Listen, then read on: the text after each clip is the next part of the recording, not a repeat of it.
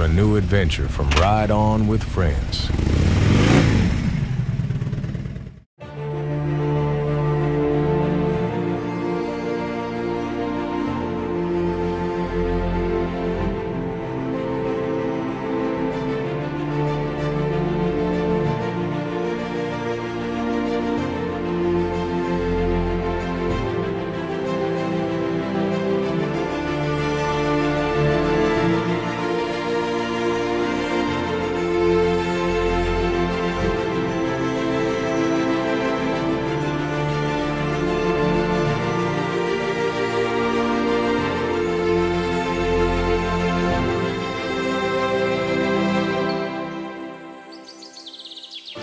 Manchmal braucht es nur zwei Räder, einen guten Freund und eine Straße, die sich wie ein Band durch die Landschaft zieht. Begleite uns auf einer 6-tägigen Motorradreise, die mehr ist als nur Motorradfahren. Sie ist ein Mikroabenteuer für Herz und Seele durch die Mittelgebirge im Osten Frankreichs und im Südwesten Deutschlands.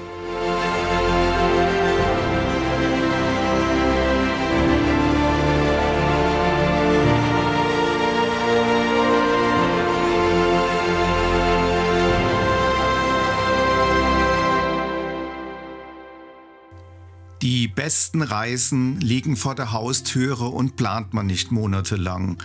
Die macht man einfach spontan mit Freunden. Es war ein ganz normaler Apriltag. Ich hatte gerade eine Nachricht von einem Reiseveranstalter bekommen, der Interesse hatte, dass ich für ihn eine Motorrad-Scouting-Tour durch die Vogesen durchführe.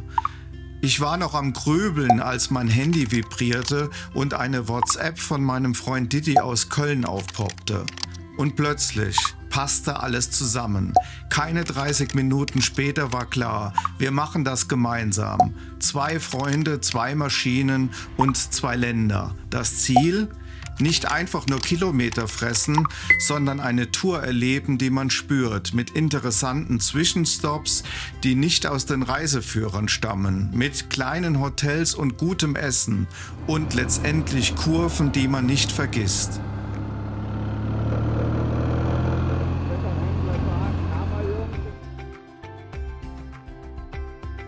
Die Eckwerte unserer Tour: 6 Fahrtage mit insgesamt 1400 Kilometer zwischen 100 und 1350 Höhenmeter, verteilt auf 3 motorradfreundliche Basishotels.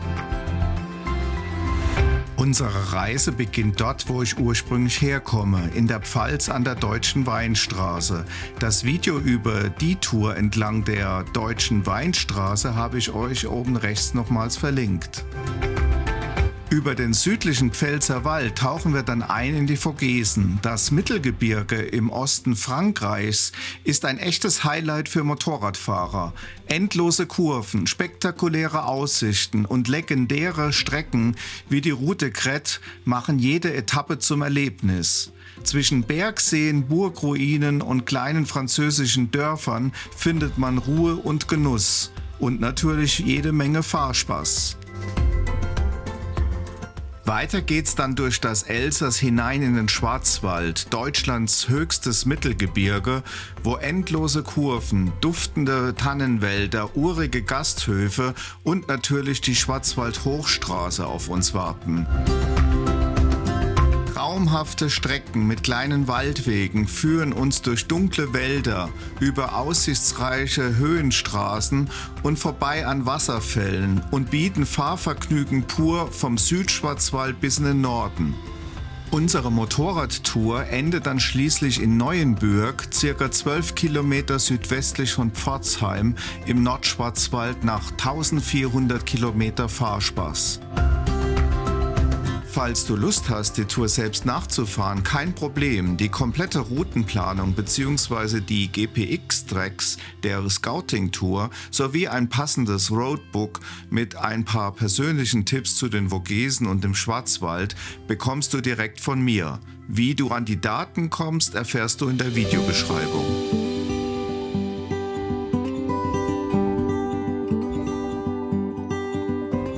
Punkt 10 Uhr rollt Didi mit einem breiten Grinsen unterm Helm und seiner nagelneuen BMW 1300 GS pünktlich am Treffpunkt ein. Das gute Stück glänzt wie frisch aus dem Showroom. Noch schnell tanken und dann heißt's rauf auf die Straße und ab in den Pfälzerwald.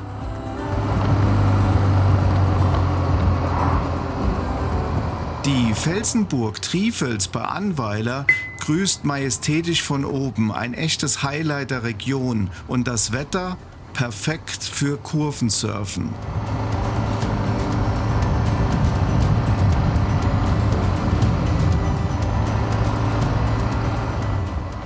Unser nächster Stopp, die imposante Burg Berwartstein, einst das Zuhause von Hans Trapp, Marschall, Anführer der Kurpfalz und berüchtigter Räuber. Seine Legenden leben bis heute, genau wie die mächtige Felsenburg. Gleich daneben wartet ein echter Geheimtipp, ein kleiner See, perfekt für unsere Mittagspause. Dort gibt's typisch Pfälzer Kost, deftig, lecker und genau das Richtige nach ein paar kurvenreichen Kilometern. Wir stellen die Maschinen im Schatten ab, direkt am Seeparkplatz. Perfekter Spot für eine Mittagspause. Ein paar Schritte weiter finden wir ein schönes Plätzchen am Wasser. Heute gibt's Pfälzer Wurstsalat mit Pommes. Wer es noch nie probiert hat, unbedingt nachholen. Deftig und einfach saulecker.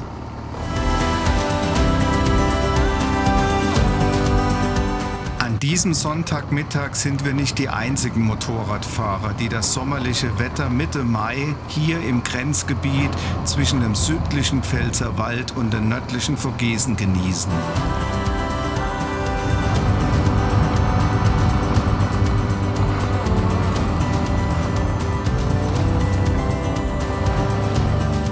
Wir fahren entlang des Saarbachs bis nach Hirschtal, wo wir die Grenze nach Frankreich überqueren, den Pfälzerwald verlassen und in den Nationalpark Nordvogesen einsteigen. Teilweise über schmale, sehr kurvenreiche Waldwege bis breit angelegte Panzerstraßen des nahegelegenen französischen Militärcamps führt unsere Route zum nächsten Zwischenziel, der Zitadelle in Bitsch.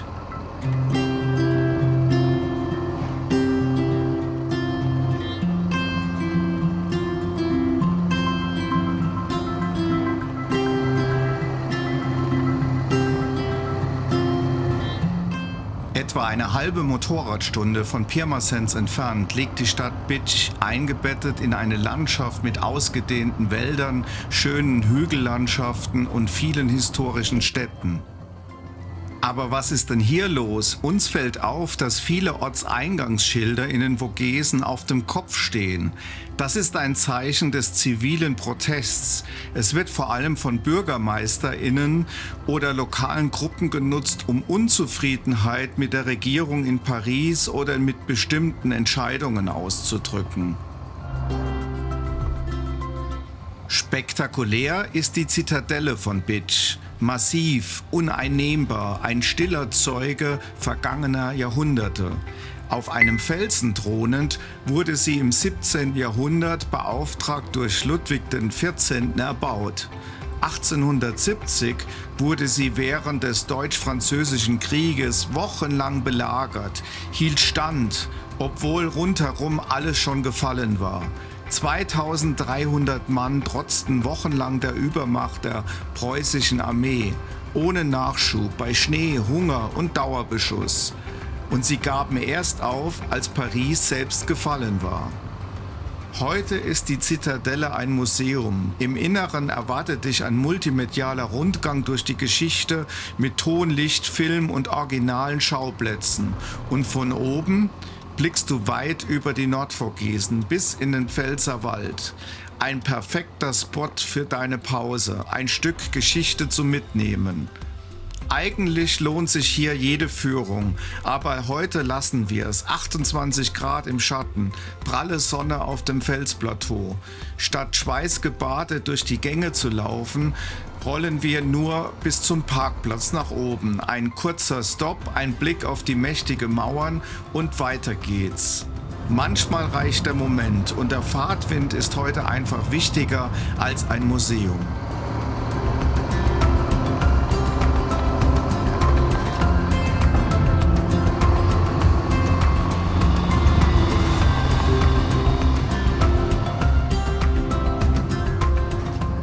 lassen Bitsch hinter uns und tauchen direkt wieder ein in die grünen, kurvigen Wälder der Nordvogesen. Unser nächstes Ziel, das charmante Lützelstein oder wie die Franzosen sagen, La Petite Pierre. Gleich neben dem mittelalterlichen Schloss legen wir eine wohlverdiente Pause ein. Das Hotel de Vosges ist wie gemacht dafür. Ein kühles Getränk, entspannte Atmosphäre und ein perfekter Blick auf das bunte Treiben der vielen Motorradfahrern. Kein Wunder, die Gegend ist ein echtes Paradies für Biker. Kurvige Strecken, herrliche Ausblicke und Fahrspaß pur. Und das Wetter ist natürlich ideal. Obwohl hier viele Franzosen ziemlich gut Deutsch sprechen, geben wir uns trotzdem Mühe, unser eingerostetes Schulfranzösisch rauszukramen. Mit mehr oder weniger großem Erfolg. Aber hey, der Wille zählt, oder?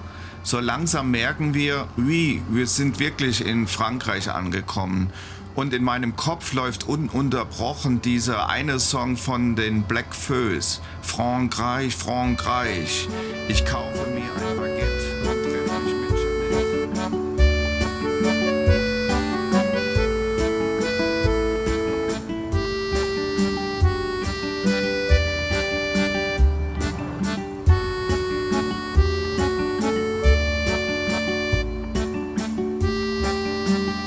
Wir fahren zu unserem heutigen Übernachtungsziel, das kleine charmante Dorf Saint-Jean-Saverne, gerade mal 600 Einwohner groß und direkt am Naturpark der Nordvogesen gelegen.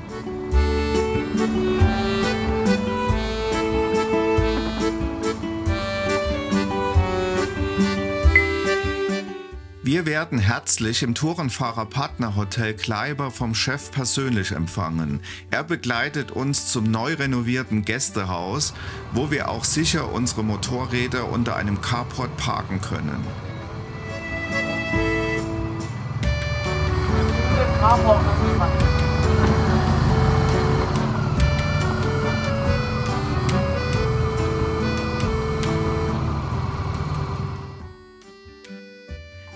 Didi, der das erste Mal wieder seit langer Zeit in Frankreich ist, sichert seine nagelneue GS nochmals zusätzlich ab.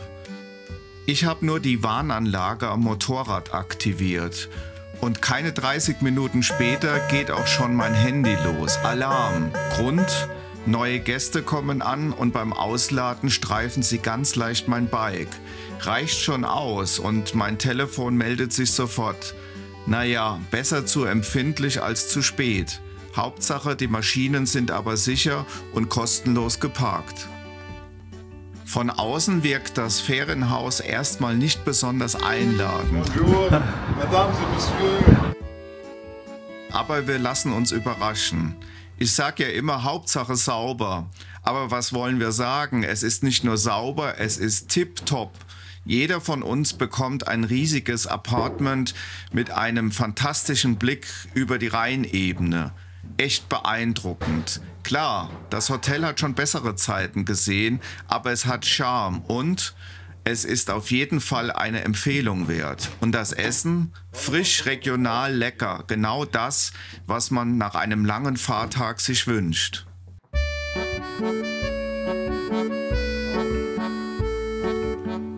Nach dem leckeren 3-Gänge-Menü drehe ich noch eine kleine Runde durchs Dorf, vorbei an der beeindruckenden Abteikirche aus dem 12. Jahrhundert.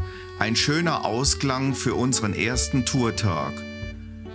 Auch der kleine Aufstieg auf den Mont Saint-Michel lohnt sich. Von da oben hast du einen fantastischen Blick über die Rheinebene bis rüber in den Schwarzwald. Einfach traumhaft. Und morgen früh geht's dann weiter in die mittlere Vogesen. Tag 2 startet früh. Die Sonne weckt uns schon mit den ersten Strahlen. Heute geht's mitten rein in die mittleren Vogesen und es warten echte Highlights auf uns. Wir fahren über wunderschöne, wenig befahrene Pässe, besuchen einen spirituellen Kraftort mit traumhaftem Blick über die Rheinebene, legen eine Pause an einer der bekanntesten Burgen des Elsass ein und begegnen unterwegs Mahnmalen, die an die bewegte Geschichte der beiden Weltkriege erinnern. Ein Tag voller Kurven, Kultur und Gedanken, genau das, was Motorradreisen so besonders macht.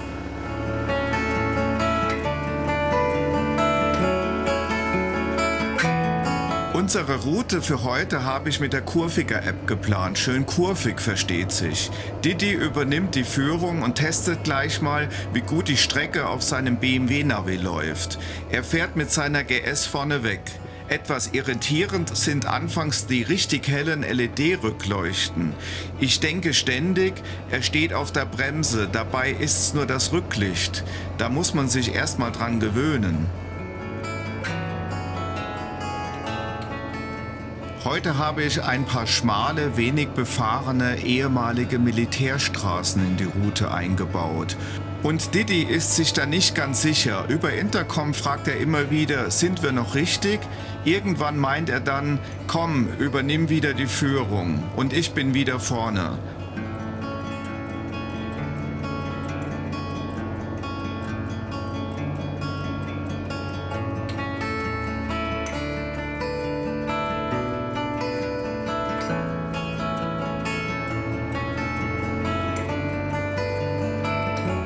Die mittleren Vogesen sind halt speziell, kurvig ohne Ende, dicht bewaldet, kaum Verkehr, kaum Dörfer.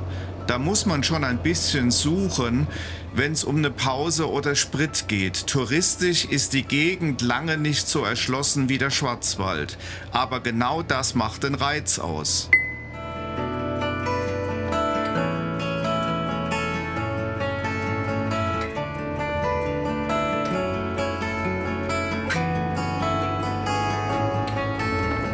Durch die engen Täler und dichten Wälder verliert mein altes Navi immer wieder das GPS-Signal. Typisch Vogesen eben. Aber keine Sorge, wir sind noch richtig unterwegs. Unser Ziel, das alte Kloster Sanctuaire du Mont Saint-Odile. Zeit für eine kleine Rast, vielleicht auch einen Moment zum Innehalten an diesem besonderen Ort. Bevor es zum Kloster geht, stehen noch ein paar Stops an. Schließlich sind wir auf einer Scouting-Tour und nicht auf einer Genussreise, auch wenn es manchmal so aussieht. An der Grenze zwischen dem Departement Alsace und Moselle halten wir kurz an einer kleinen Gedenkstätte für gefallene deutsche Soldaten des Zweiten Weltkriegs an. Die Wanderung zum Col de la Côte de Longines heben wir uns für später auf. Heute bleibt's beim kurzen Innehalten.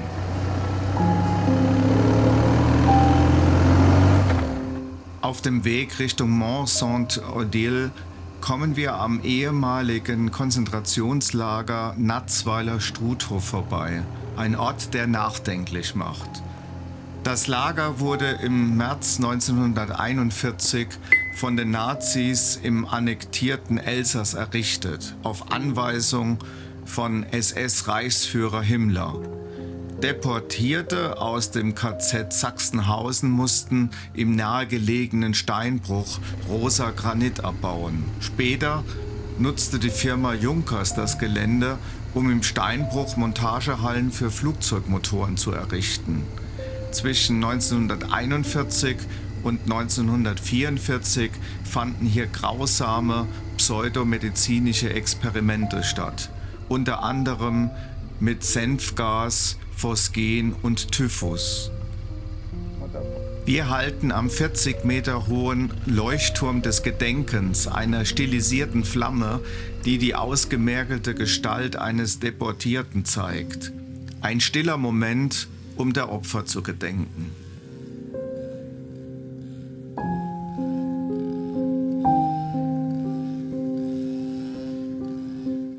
Etwa 52.000 Menschen aus über 30 europäischen Nationen wurden in das KZ Natzweiler und seine Außenlager deportiert. Rund 17.000 von ihnen überlebten die Haft nicht. Etwa 3.000 starben allein hier im Stammlager. Sie wurden ermordet, starben an Krankheiten, an Kälte, an Hunger oder an den Folgen der Haftbedingungen. Wir halten inne, gedenken der Opfer und fahren mit schweren Gedanken weiter.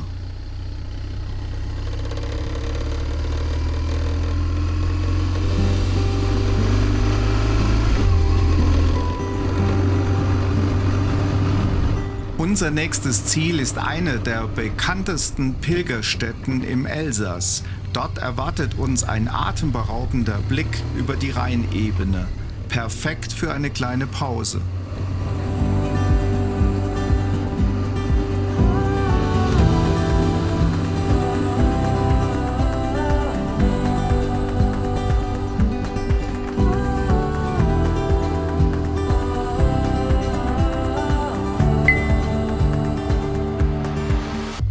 Unsere Route führt uns jetzt hinauf auf den 760 Meter hohen Odiljenberg. Schon von weitem beeindruckt der Berg mit seiner mächtigen Silhouette hoch über der Elsasser Ebene. Hier oben liegt das gleichnamige Kloster, ein jahrhundertalter Pilgerort, der einst der heiligen Odilia geweiht wurde. Heute ist es ein Hotel, aber die spirituelle Stimmung ist geblieben und der Ausblick von der Panoramaterrasse atemberaubend. Bei klarem Wetter reicht der Blick bis in den Schwarzwald.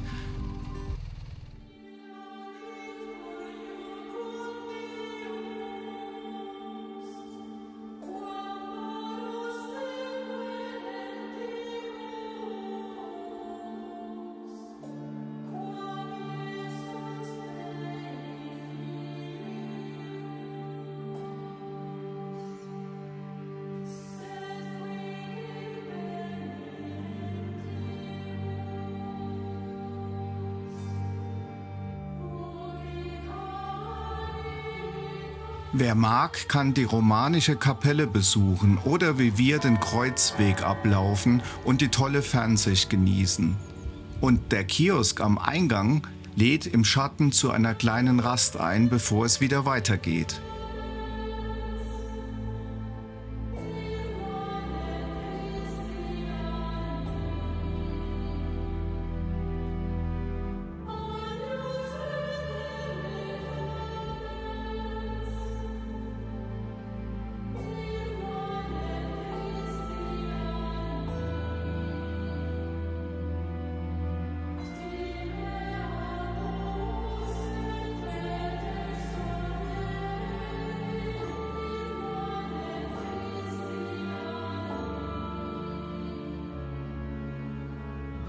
Das Wetter ändert sich. Am späten Nachmittag soll es sogar regnen. Es wird Zeit, dass wir zu unserem nächsten Highlight weiterfahren.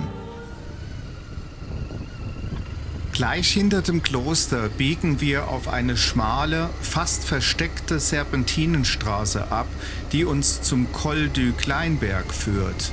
Aber bevor wir zur legendären Hochkönigsburg weiterrollen, warten noch 2 weitere Pässe darauf, von uns entdeckt zu werden.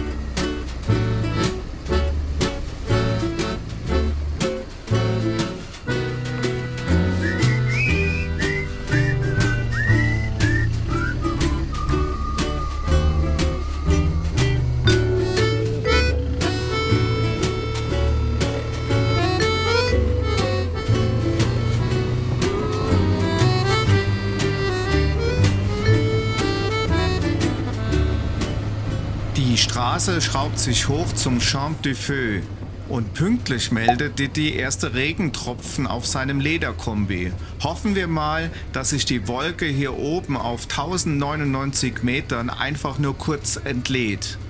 Der Champ du Feu ist das Dach des mittleren Vogesenmassivs, eine wilde Mischung aus Moor, Heide und weiten Blicken. Im Winter ein Paradies für Langläufer, im Sommer ein stiller, fast vergessener Ort. Ganz oben der alte Hohenlohenturm. Zeit für einen kurzen Stopp mit Aussicht.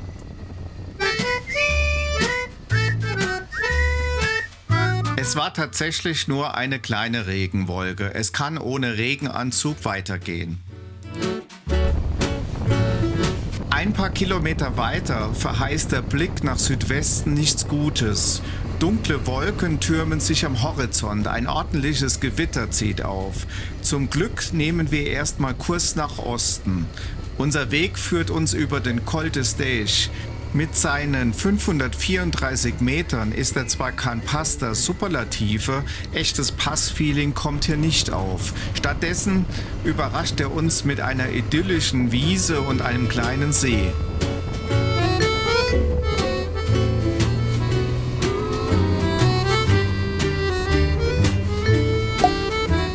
Langsam wird's ernst. Mein Magen knurrt schon lauter als der Auspuff. Die Brezen vom Klosterkiosk war einfach zu wenig. Höchste Zeit, im nächsten Ort nach einer Rast mit ordentlicher Küche Ausschau zu halten.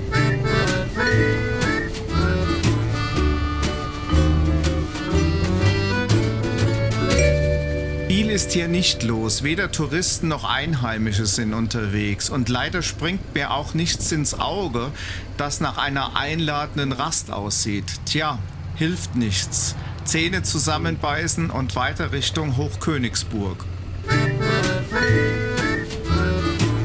Wir überqueren zunächst den Col du Fuchy. Mit seinen knapp 602 Metern zwar kein Riese, aber definitiv ein Geheimtipp für alle, die es lieber ruhig und kurvig mögen, als touristisch überlaufen.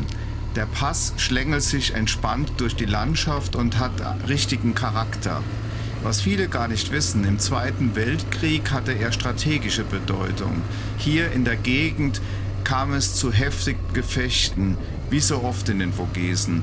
Und auch lange davor war der Col du Fuchy schon wichtig. Die Einheimischen nutzten ihn als Verbindung zwischen Elsass und Lothringen. Ein alter Übergang mit Geschichte und heute eine richtig feine Motorradstrecke.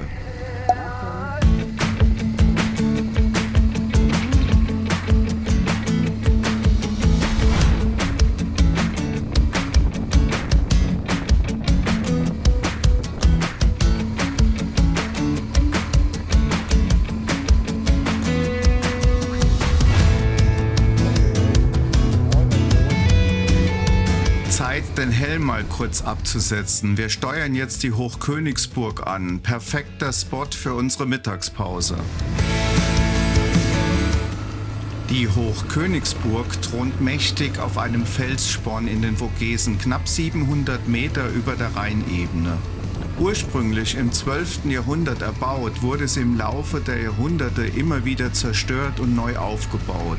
Heute zählt sie zu den beeindruckendsten und am besten erhaltenen Burgen im Elsass, auch wenn hier gerade renoviert wird. Wenn du oben ankommst, solltest du unbedingt die Aussichtsplattform der Hochkönigsburg ansteuern. Von dort aus hast du einen sagenhaften Rundumblick. Im Westen siehst du die sanften Hügel der Vogesen, im Osten erstreckt sich die weite Rheinebene bis zum Schwarzwald. Bei klarem Wetter kannst du sogar die Alpen am Horizont entdecken. Für uns Biker perfekt. Rund um die Burg gibt's richtig gute Parkplätze, speziell für Motorräder. Kein Stress beim Abstellen. Und direkt in der Nähe wartet ein gemütliches Bistro mit einer grandiosen Aussicht auf die Rheinebene. Der ideale Platz für unsere verdiente Mittagspause. Didi scheint zufrieden zu sein und das ist das Wichtigste.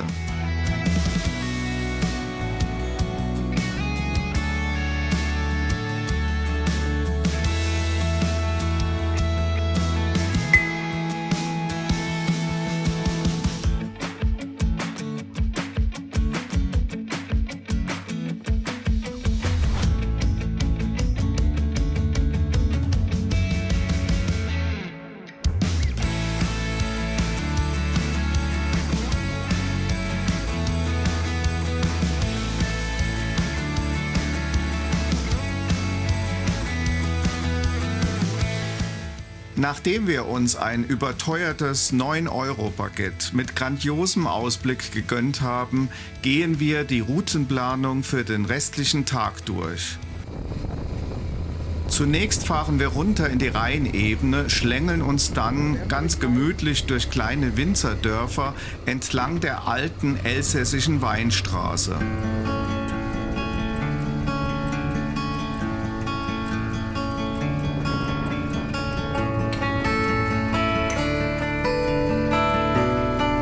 Nach ein paar Kilometern zieht es uns wieder hoch auf den nördlichen Teil der Route de Crête.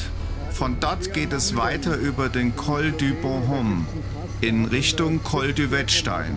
Ganz in der Nähe liegt dann unser Basishotel für die nächsten beiden Nächte. Als nächstes erreichen wir den Col de Ribeauvillé, einen eher unbekannten, aber richtig feinen Pass in den Vogesen, ganz in der Nähe der gleichnamigen Stadt. Mit rund 740 Metern Höhe bietet er genau die richtige Mischung aus entspannten Grusen und ein paar richtig spaßigen Kurven.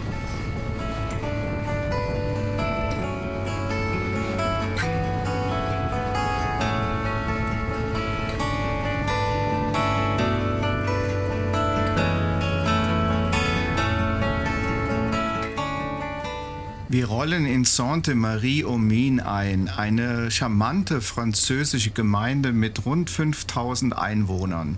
Das Tal, in dem sie liegt, wird wegen seiner Bergbauvergangenheit auch treffend Val d'Argent, also Silbertal genannt. Doch der Himmel zieht sich immer weiter zu.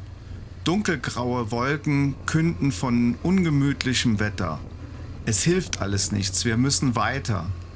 Unser Weg führt uns auf der D48 hoch zum Col Baganel, einem Pass auf 904 Meter Höhe.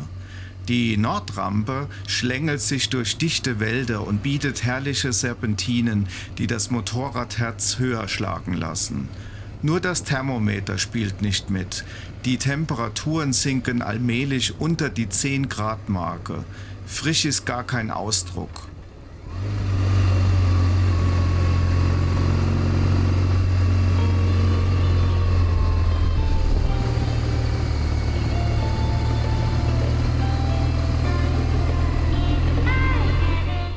Oben am Parkplatz des kleinen Skigebiets angekommen, stehen wir kurz davor, in die Regenklamotten zu schlüpfen. Die Griffheizung läuft bereits auf Stufe 2. Noch tröpfelt es nur, also verzichten wir vorerst. Didi schaut etwas zerknirscht. Jetzt bereut er wohl, dass er bei seiner Maschine nicht die Sitzheizung mitbestellt hat. Aber was will man erwarten? Der Gute ist halt ein klassischer Schönwetterfahrer. Sonst düst er nur bei Sonnenschein und Wohlfühltemperaturen durch die Eifel.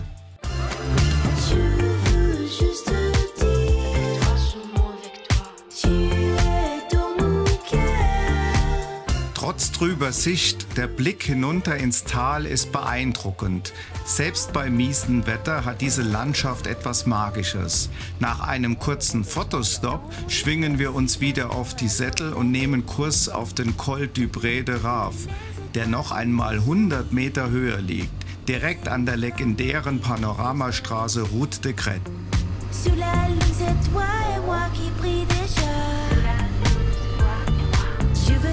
Rester auprès de toi. Tu verras la vie, c'est toi et moi. La nuit est éclairée, l'amour est notre vérité. Si tu es mon monde, je serai là pour toi. Tu es le soleil. Si tu restes dans ma vie, je serai là.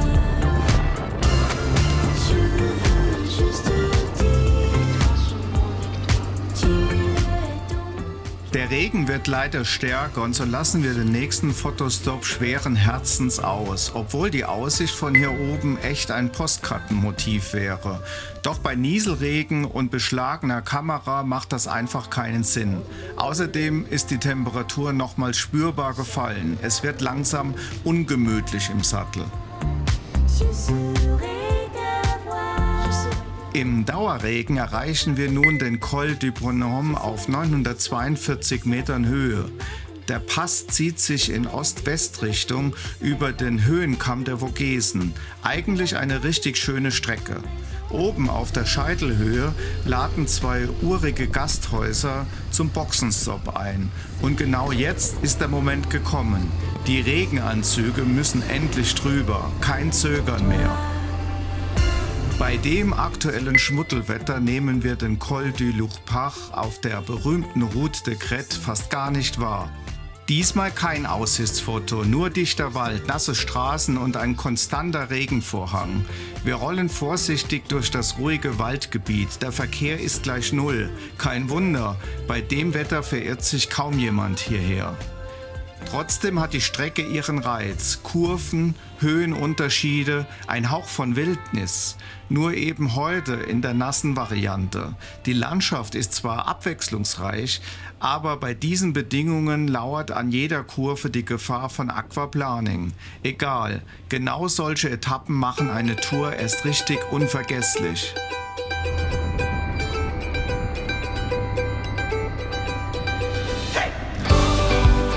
Wir erreichen das Skigebiet Lac Blanc, direkt am gleichnamigen See gelegen. Der Regen lässt endlich nach. Erste Lichtblicke zeigen sich am Himmel. Aber entspannt zurücklehnen ist noch nicht angesagt.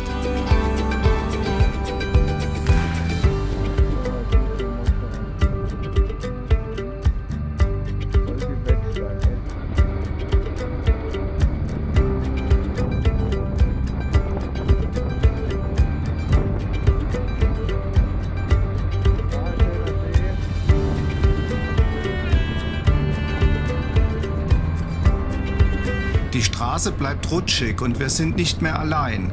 Plötzlich huscht ein Reh über den Asphalt. Heute steht noch der letzte Pass des Tages an, der Col de Wettstein. Danach geht es über herrliche Serpentinen hinab ins Munstertal. Das Ziel ist nicht mehr weit.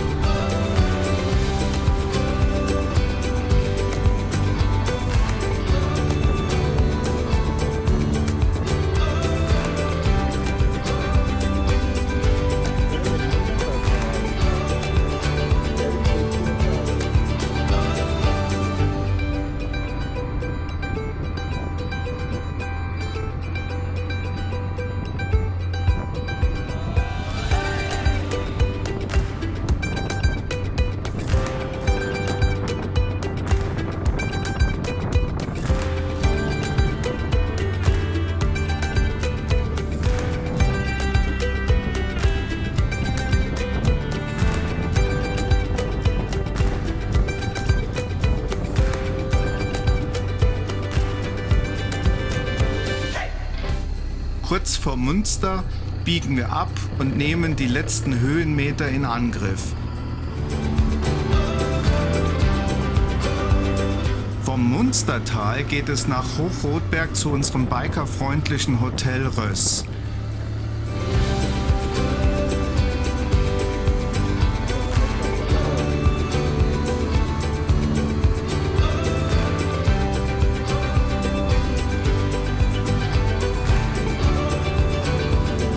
Auf den letzten Metern sehen wir, dass sich langsam die Wolkendecke auflockert. Die Wetterprognose für morgen ist wieder schön. Je passe toutes les nuits à marcher dans les rues. Die Garage, natürlich kostenlos für uns Motorradfahrer, ist bereits für uns reserviert. Da es kein Garagentor gibt, werden die Stellplätze rund um die Uhr bewacht. Didi sichert zusätzlich mit seinem Kettenschloss die Motorräder ab.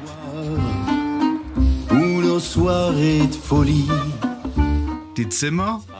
Einfach, aber gemütlich. Es gibt ein gutes Bett, ein modernes Bad, Wireless LAN, einen großartigen Blick ins Tal und das absolute Highlight, ein mehrgängiges Menü, das sich in der ganzen Region sehen lassen kann. Der Chef des Hauses versichert uns mit einem breiten Grinsen, morgen kommt die Sonne zurück. Genau das, was wir hören wollten. Denn vor uns liegt eine über 200 Kilometer lange Runde mit den absoluten Highlights der Vogesen. Was wir dabei noch erlebt haben, welche kleinen Geheimtipps wir entdeckt haben und wie wir schließlich in den Schwarzwald weitergefahren sind, das seht ihr in den nächsten Folgen. Also lasst ein kostenloses Abo da, damit ihr keine Etappe verpasst. Und wenn euch die Tour gefallen hat, gebt gerne einen Daumen hoch. Vielen Dank fürs Dabeisein. Wir sehen uns dann in der nächsten Folge wieder. Bis bald, euer Jürgen.